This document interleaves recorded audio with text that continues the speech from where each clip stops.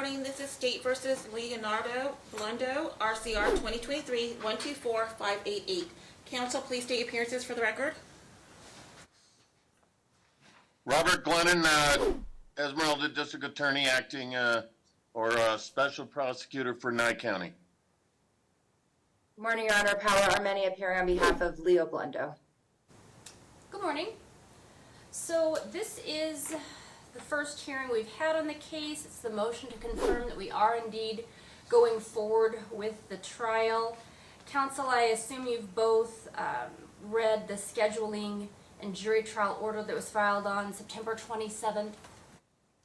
I have, Your Honor. Yes, Your Honor. All right.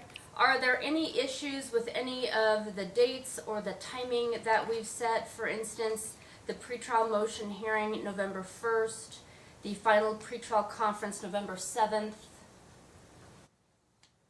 So, Your Honor, just looking at, I don't anticipate there'll be any pretrial motions unless Mr. Glennen thinks differently, just because we have filed several motions and they've already been ruled upon previously.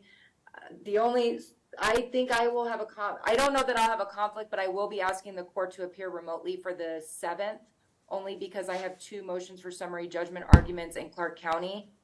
And so there's no way I'm going to be able to, one is set for trial in January. So I have to be there and argue that motion. And none by the state anticipated. All right, I don't have a problem with parties appearing remotely for the motions before the jury trial begins. So, counsel, I just want to make sure, please get to the court as detailed in the jury trial order, all of the stipulated evidence, jury instructions. The order is quite detailed in what the court's expectations are.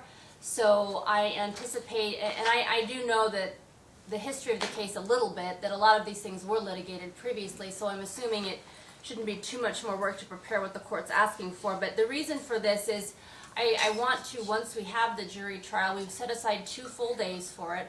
I want it to flow as seamlessly as possible. I understand things may come up in the middle that we have to address, but I don't want to be necessarily having to argue about things that we could have argued and settled before we impaneled the jury, such as exhibits, jury instructions, things of that nature, statement to the jury. So I'm hoping that we can get all those things resolved in advance so we can just focus on the witnesses, the evidence, and the testimony that the jury has to listen to without having to break and have other arguments of that nature.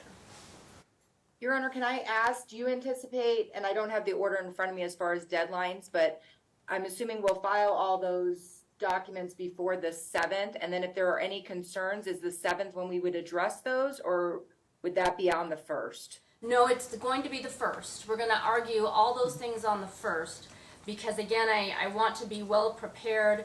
I assume, counsel, we will deliver you any and all media requests. We've already gotten a number for the jury trial. They will go to you, then they will come to me for signing.